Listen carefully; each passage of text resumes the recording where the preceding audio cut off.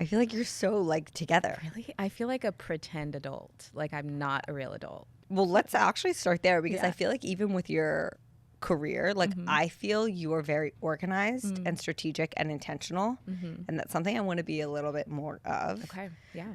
How has it been? Is it 1 year of self-employment? Yeah, A little bit more now? almost a year and a half. So I left my corporate job in December 2023. Okay. Yeah.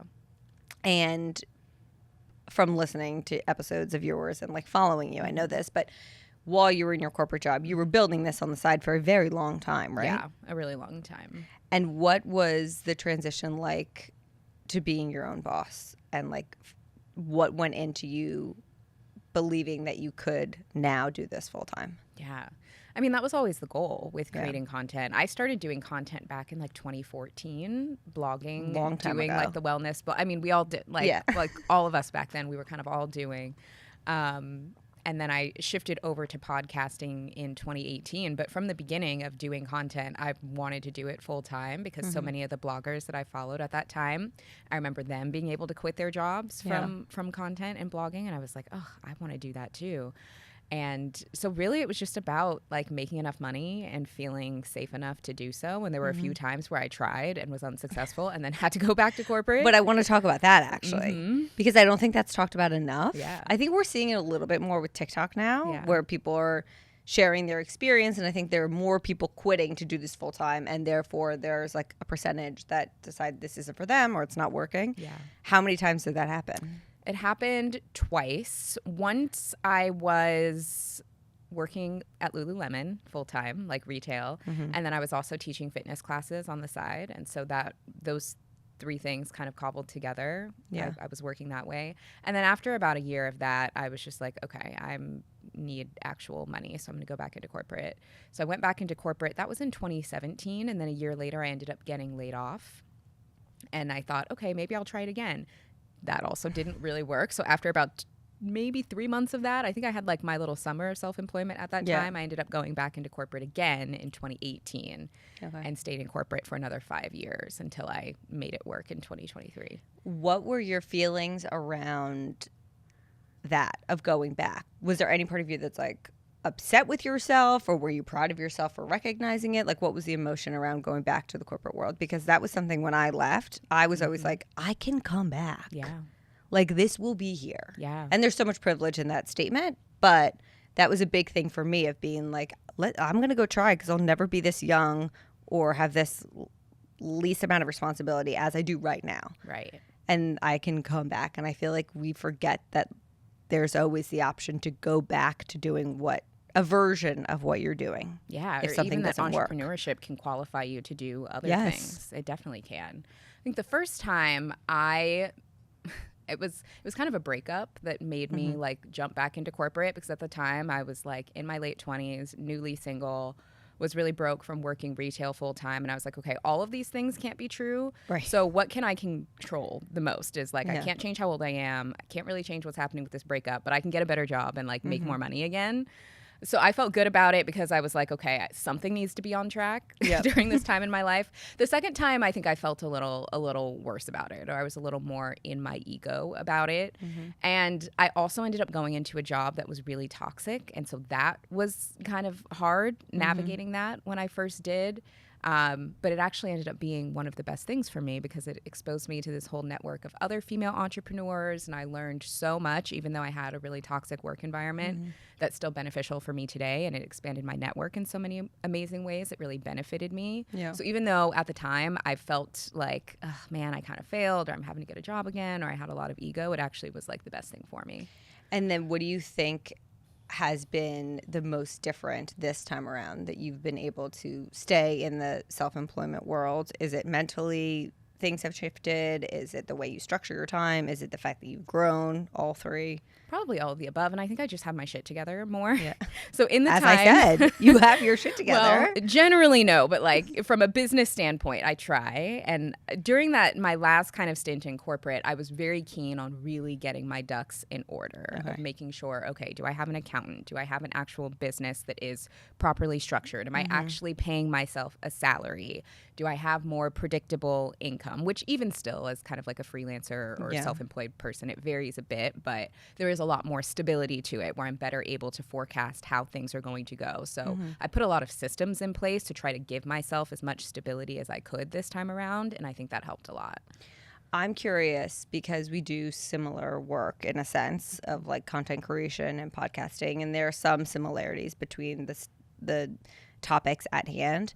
Do you struggle with, and I think this applies to anyone with their work, but having your self-worth wrapped up in your work? Is that something that you struggle with in terms of like how something performs internally then you feel validates you or doesn't validate you, or you're worthy of X because of that performance? It's a good question. I would say on the day-to-day, no, but there are some spaces that I will be in that do trigger that. I think when I'm in a lot of influencery spaces, then I feel a lot of that. Just having a smaller following, not necessarily, being like a TikTok it girl, or when I miss out on opportunities, and like that's the very feedback that I get is like, you're not an it girl on TikTok, An it girl? Come on. crazy. The things that people say are nuts. In those instances, I do think it triggers some of that. But in my day-to-day, I don't really feel that as much. But I think it's because I see so much of my work as experimentation. So even if a piece of content doesn't do well, I'm like, okay, I need to try something else. Okay, that didn't land. Okay, what can I tweak? So I'm always just experimenting. Okay. I personally needed that because like I'm struggling with that sometimes. Another thing I wanted to ask you is, in this job, we wear so many hats. And again, in many other jobs, you're wearing a multitude of hats. And I think as a society, we have been pushed to go, chase. Like everyone wants success. Everyone wants to instantaneously. Do you struggle with burnout? Oh, all the time. I mean, at the time that we're recording this, it's early April. The past 6 weeks, from mid-February to this past week, I've had a hell of a run with a lot of really cool things happening, and people have asked me how's it been? You go on this brand trip, or you interview this celebrity, or you do this, or you have a live show. And I'm like, everything is great and I feel terrible. And both things are true. But why is it always everything at once? Yes. It's always everything at once. Yes. Everything is great and I feel terrible. Just from I think having to switch, task switch so much and use so many different parts of my brain all of the time. Yeah. I think I also tend to get really overstimulated or overwhelmed by people asking things of me. Wait, I could not agree more. And I mean, I'm sure as a mom, I can't even imagine that's next level. Yeah. Yes. I think that's why I just had this conversation, because my family was over and they were all spending the night. And my son was asking me to turn on a song and then turn it down. And then he wanted this snack and he wanted that. And then my younger son was like, Mom, Mom, Mom. And I save every ounce of patience for my children. So then I'm capped out. And then my mom turns to me and she's like, so where do you want me, or what should we order for dinner? Or where do you want me to set the table? And I was like, can everyone just make a decision on their own? Don't ask me a single question. I think it was that I asked my husband and my sister's fiance to pick up can at the local store. And I said the blood orange can of cardamom or whatever flavor. And her fiance called her and was like, hey, they only have this flavor and that flavor. And I was like, just tell him to get one of each. I don't need, I don't mean to sound like a brat, but just get one of each. It's okay. And my mom's like, why does that bother you so much? I'm like, because I am up to here with the questions. Yep. And I think I think all jobs, we have unfortunately broken boundaries. I think especially after post-COVID. But specifically in our job, we are inundated with asks. Constant. And I was listening to you on an episode where you were talking about how you're in your DMs all the time. And this is something I wanted to discuss because I am the same way. Yeah. And I'm curious why you feel, and I can share mine after, that you need to respond to every DM. Yeah. I feel like it's part of the job. And I still, in that conversation with Rachel Rogers, she gave me homework to not. And I kind of have been doing it, kind of still need to get better at it. But I feel like it's part of my job. I feel like it's rude if I have a community that is truly there to engage with me. If I'm not engaging back with them, then it's I feel like I'm not doing my job. It's hard. I wish I had the answer because I feel the same way. Yeah. I think also a lot of mine is like, I don't want anyone thinking that I think I'm better than them. Right. Like, oh, I'm going to leave you on red. Like, Yeah. I don't leave anyone on red in my life. But with the DM specifically, and I think as I've grown, this has been something that I've tried to grapple with. And I feel like we're on a similar like growth trajectory of everything. Of at one point, I did respond to every single message. And it didn't take up a huge bandwidth of my time. But as we grow, that's now taken up a large chunk that could be put towards creating content that could hopefully help people more in a way. But mentally, it's such a hurdle for me. And then I feel, like we said, at the end of the day, I'm overwhelmed with the asks. Yeah. Yeah. I have a therapist and an executive coach that I work with right now, both of whom I love, and both of them are always on me about not celebrating wins. And they're like, well, you did this great thing. Why don't you celebrate it? And I'm I like, thought you were saying not to celebrate your wins. No, And I to was do like, it because I don't do it. But they're on me because I don't do it. Okay. And I'm like, because the second I do anything, I have 12 people DMing me asking me for more.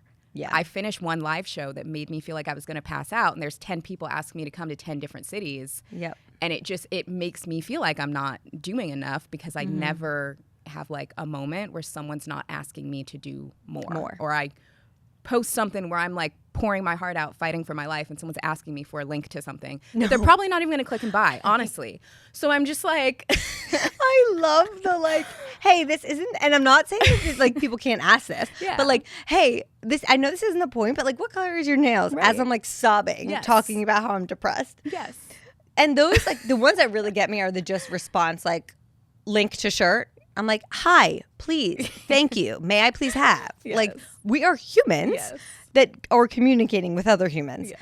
I agree. But I think that unfortunately, especially females, I think we have such a hard time with celebrating our wins because there's also this thing that I know I do, I'm curious if you do, where I get something that I've always wanted or I've been dreaming of or it's on my vision board and then I just move the goalpost. Yeah.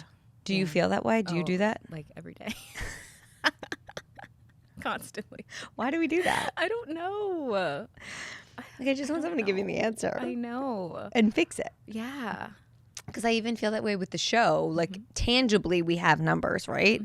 And it'll be like, oh, I really want to hit X amount of downloads on an episode. And then I do, and I'm like, okay, now I want to hit, like. Now I need 10X. Yeah. Why do we do that? Do you feel that way outside of work too, or just around work? Usually just around work. And sometimes it does kind of, I don't want to say it scares me, but I have had to have some like come to Jesus moments with myself where it is like, when is enough? Like how much are you going to push yourself, girl? And also so much of this is out of our control. I wish I had the answer, but I definitely struggle with it. Yeah, I've also had the moments of, I recently was in therapy talking about this, and she was like, well, what do you think that you're going to feel when you hit that? And I was like, peace. And she's like, in what world do you think hitting a certain amount of downloads on a show or whatever your job might be, that promotion, that new assignment is going to give you peace? Like, that's not where we can search for peace. Talking about work, you recently did a big shift with your identity and like name change for the show.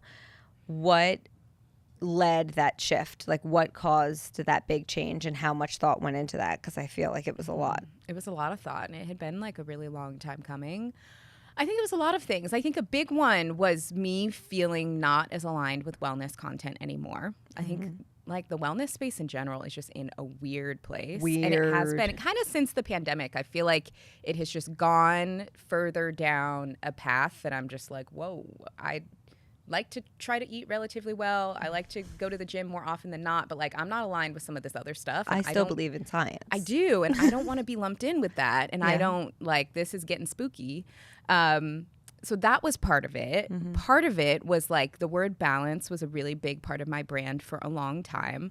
And it's funny because it took on a different meaning than I originally intended. When I first started creating content in 2014 and I was talking about balance, it was because I had gone a little overboard with my wellness habits at that time. Like during that time, so many of us did. Me where I too. was over-exercising, not the best relationship with foods. When I was talking about balance, it was like, okay, how can I be well without going overboard? How can I be balanced in my healthy habits was the original intention. But as women, over time, it becomes a different meaning where people took it as like, you balance everything well. And that is not true. And I felt like I was kind of masquerading as this person who balances a lot of things well. And it just felt really suffocating. And I just got tired of talking about balance. I got tired of being asked about balance because I didn't feel balanced. And it just felt really disingenuous. And I just wanted to be able to expand a little bit more and to show up as maybe being imbalanced, maybe being a little bit more myself, who's maybe a little goofy, a little chaotic, but like still ambitious. And I wanted a brand that better encompassed who I truly felt I was, and also left a little more room for my own growth. Yeah, I pulled this line that I don't know if it was where I saw you say this, but you were basically saying that in terms of the new name of the show, so much out there is equating Black women with trauma, and there's so much power in Black women talking about good things happening to them. I think that's so true as a white person observing the content around Black women. How have you felt that your show celebrates like Black joy and success? Yeah. I mean, I think it's through telling the good stories. I mean, I'm such a big component of women's storytelling and women connecting with one another through telling our stories. Yeah.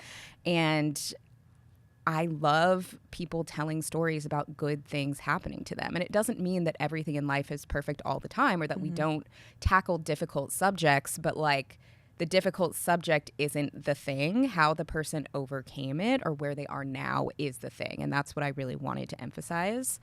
I also felt like for years, I was constantly getting pitches for my show, and I'm sure you do as well. And I think it's really cool when you create something that people want to be a part of. But if I had one more pitch where the subject line had the word trauma in it, Really? like I was going to throw my computer out the window. Interesting. Almost every pitch that I got, and I get like dozens in a day, and I was just like, this is not what I want to put out there. Yeah. And so that was another big part of like renaming the show, putting it front and center, like this is a place for feel good stories. And now people are still sending the same pitches, but they're trying to make it, fit the new thing. I'm like, you know what? I respect the game. Yeah. I respect the game. I respect the hustle. Yes, same. And I think it's so important in general. And then I think it's even more important when you're bringing on Black females to share those stories. I'm curious if you're comfortable going down the topic of race, of being a Black creator. Yeah. There's been a large discussion online lately of like who people are following and the New York City influencers all looking the same. And I'm not even going to comment on like the TikTok aspect of it all, like that fiasco. But do you feel as a Black creator that you are set up for, I mean, I think as a Black woman, but I'm talking specifically as a creator, set up to have to meet higher standards, and that you're left out of opportunities, or that you're not given the same grace that white creators are? Like I saw someone be like, a white creator can get on here and say anything and like get views and likes, and a Black creator has to work their ass off for like the minimum. Yeah, I think that there's a lot of truth to that. I think that there is a level of excellence that Black creators, I mean, honestly, any industry, even as someone who used to work in corporate, in majority white spaces, that like you have to perform at a higher level just to often, meet basic expectations, even though if what you were doing was viewed subjectively, you'd be far exceeding.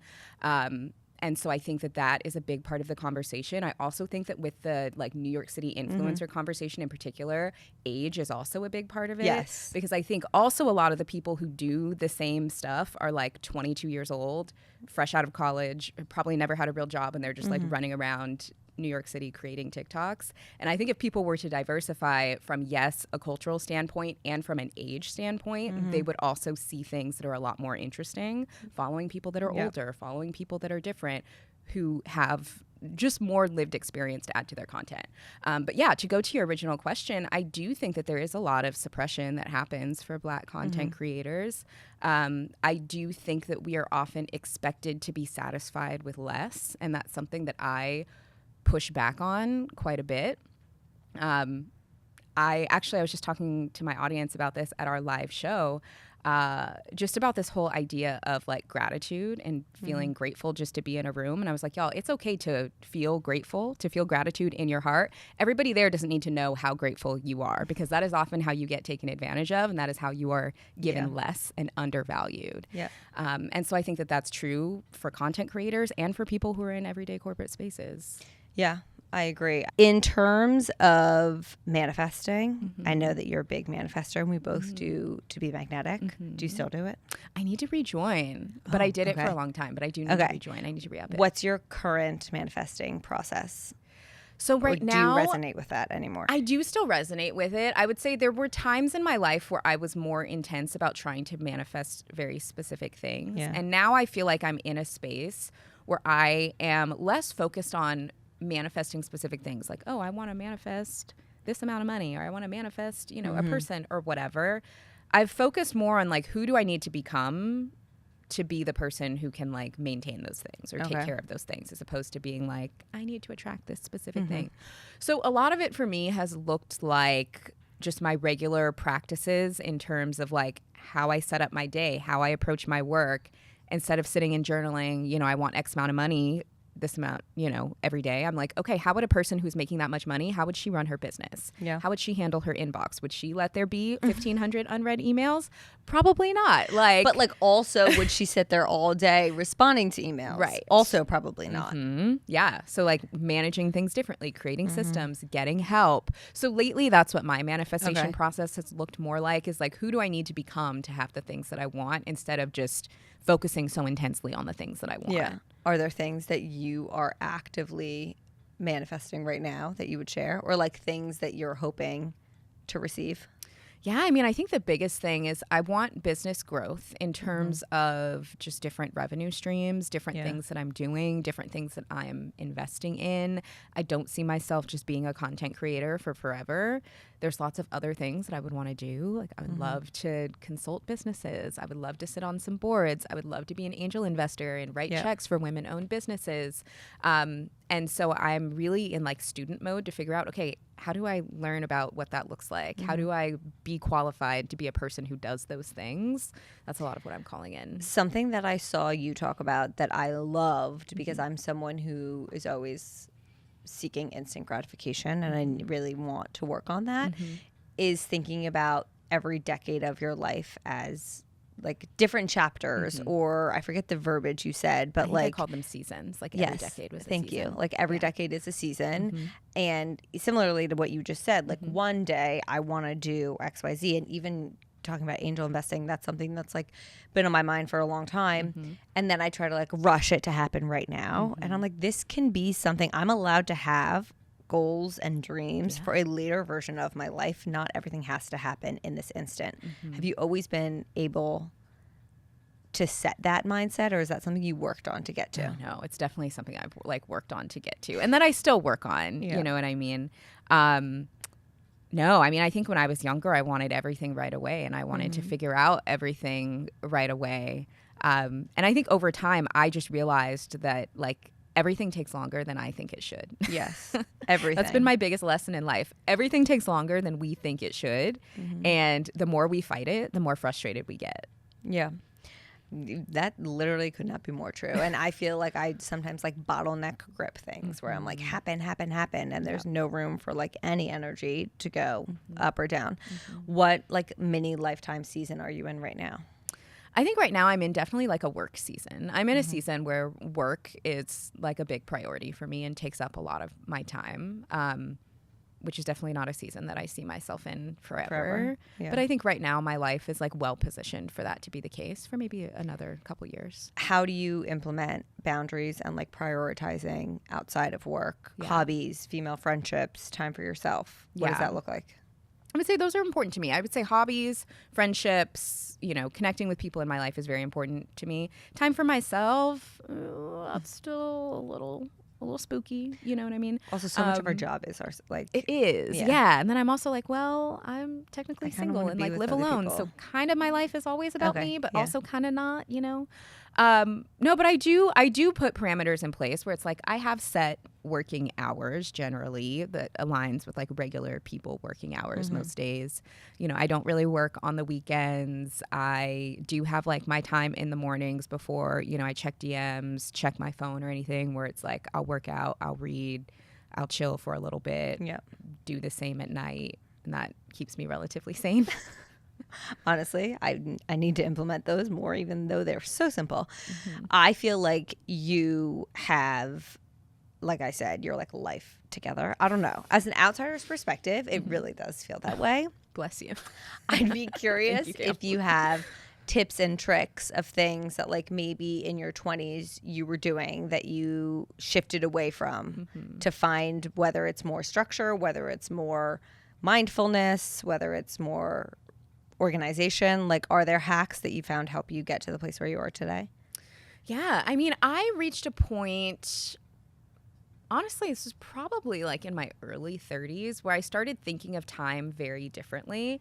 And I started thinking of time as a resource of like, if my time were money, how would I spend it? How would I allocate it? How would I budget it the same way I budget, you know, my paycheck that I get every 2 weeks? And so I'm a big kind of planner calendar person where I'm constantly looking at how much time that I have and I'm allocating it towards different things. And so that's really how I approach how I spend my time. I'm also a really big fan of getting things out of my brain and onto paper, whether it's just like a brain dump list or if I do it in Notion or Are you a Notion girly? I am a Notion girly. I love Notion. I think I got to get on it. I have some templates I can share with you. Okay. Because that helps. Because sometimes just looking at a blank Notion is like scary. But if you have a good template, that helps. Okay. So I'm all about getting things out of my head and just somewhere else where I can attack them. So whether that's like Notes app, writing it down, I don't let things swim around and live in my head because that's where things go to die. Well, the idea will never be thought of again. Same. But I think that's where, to tie that back, like, I'm the same way where I have to get it out of my head because I have this fear that I'll forget about it because I will forget about it. And so I'm either like manically texting people on my team, and then it also sometimes can get lost because I shouldn't be texting it to them. Or I have like just a note app on my phone that's like every day of that week, and I'm filling it in with to-do things where I'm like, okay, I need to get this done. When do I realistically have time? So that it's not just this huge to-do list. That's a recent thing that has really helped me, which I feel like Notion does that in a more structured manner. But that's where I fear if I don't do it right now, I won't do it. And not just the thought, but the things I want to get done in life. I fear, well, if it doesn't happen right now, will it ever happen later in life? And that's where I think that block is for me. Yeah. I don't know. It's hard. It's so hard. Because I also think it's hard. It's like we have very full plates and there's a lot of different areas that are demanding our attention now. And so tending to the now, but also wanting to incorporate things for the future. It's hard to like, I don't know. It's a wild dance. I want to talk a little bit about wellness, but like ish. Like you said, I similarly like was in the wellness space, I guess, and now feel pretty distant from it. I think COVID shifted a lot of that space. Are there current wellness trends that you are a fan of right now? Trends that I'm a fan of. I would say, as someone who has been like a long time gym strength training girly, it has been very exciting to see more women embracing that. More women embracing getting stronger. I think it's just like beautiful to see. Being into like protein, although I think we might be overdoing it on the protein just a little bit. Like it's like, and like it's infiltrated my brain. I don't know if we were supposed to be thinking about protein as much as we are, but I love the enthusiasm. But like it's so exhausting. It is. It absolutely is. I don't think we need to eat like 1,000 grams of it a day, but like if we can have something with protein in it at every meal, great. If you do something that, you know, challenges your muscles a couple times a week, great. And it can be that simple, I think. Same. So those are the things that make me just excited, is seeing more women embracing that. I'm also really fascinated by a lot of the talk around just like perimenopause, menopause, like being in my mid-30s. I'm like, oh, okay, within the next like decade or so, I'm going to enter that. And I'm curious what that's going to be like. And I do feel like our generation is at an advantage of seeing the generation before us talk more about it. Because I feel like it's never really been talked about before. So at all. You know, as we get closer to our 40s, we'll have a better understanding of, you know, what to expect and ways that we can kind of take care of ourselves now to make that process easier. So yeah, I would say women embracing strength, and then also talking about kind of the perimenopause, menopause process and what that is like, and hearing more honest conversations about that are great. I think on the latter, the whole focus more on hormonal health and discussion in general, whether it's perimenopause, whether it's menopause. Like for me, my mood swings during my cycle, I think there's so much important information there that we don't have. And I think that's a mix of it hasn't been put out there and it hasn't been studied, which is sad but true. And in terms of the like, okay, this is great, but let's not like let it control us. I think that is the biggest hurdle with wellness. Is that it is really easy to become obsessed. And when creators become obsessed, it's obvious as an outsider who's like maybe been there. But it's not obvious to them or to members of their community who then also become obsessed. And it's scary. It's hard to watch. It really is. Because I've been there. Exactly. What about current wellness trend icks that you're not into? Trend icks. I think just this idea with fitness that we kind of put ourselves into different camps or silos so much of like, are you at Pilates this? Are you at that? Everybody should just do what they want. I think that, that's a big ick. I think anything that's too extreme is a big ick for me. I mean, because there's no one right answer for everyone. Right. Yeah. There's no one way to do everything, because if there was, we would all do it and we'd all be like in the best shape of our lives. As women, we're different people like every week. So like literally, my favorite thing to say about wellness is all of it works and none of it works. Because it just depends. It depends on what day it is, how you like. Literally, like one day I can go for a run and feel like, oh my God, that was so empowering, that was great. And then the next day I can go for a run, and the rest of the day feel like I'm chasing the next meal and like a bear is chasing me. Would you rather do 10 minutes of meditation or 10 minutes of journaling every morning? Ooh, probably journaling. Are you a big journal? Do you have a journal structure? No, I'm usually pretty loosey-goosey with it. I have a practice called best case scenario journaling that I like to do on days that I feel particularly anxious. Where how does that go? I'll think about whatever it is that's on my mind, and I will write out like the best case scenario version. If something is stressing me out, like what would my best case scenario be to diffuse it? So if I'm feeling a little anxious, then that would be like a practice that I really like. I love like writing my own little stupid fiction in my journal in the morning of just like making up little stories. Wait, I love this. Yeah. Would you ever write a fiction novel? I would love to write fiction. That's what I want to do in my 40s. That season is for fiction. Wait, before we dive into that really quickly, the best case scenario I love, because our anxiety is always giving us worst case scenario. Exactly. And for me, I spiral on that and then I harp on it and then I act as if that's reality when it's not. And I love flipping it on its head and being like, but what could the best thing come out of this? Because also oftentimes it's stuff that you could never even imagine that isn't even tied to that. Okay, fiction writing. What does that practice look like? Like how does one go about that? You're just ideating in your head? Yeah, I mean, honestly, I'll just like write little short stories in my journal if I just think of something that's like a cute idea. I love But this. I actually do have a goal, which I haven't, speaking of things that we want to get to later. I really want to take fiction writing classes and have like a writing coach to really help me. You know, I was a communications person previously, so it's like I know I can write, but that's a totally different type of writing that my brain hasn't done yet. So that's a goal. I love that. And sometimes I only read romance novels. Same. Okay. Wait. Hard, same. Okay.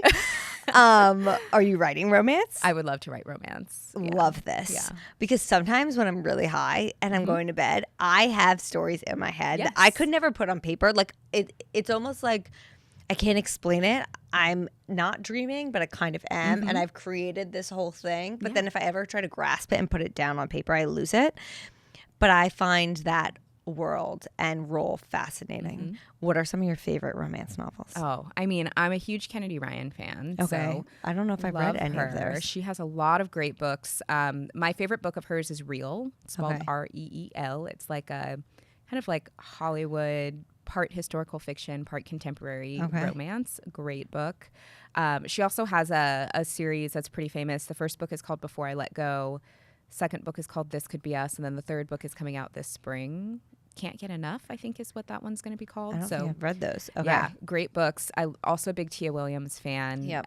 She's an amazing author. So yeah, anything that I can find on the Libby app under romance. Yeah.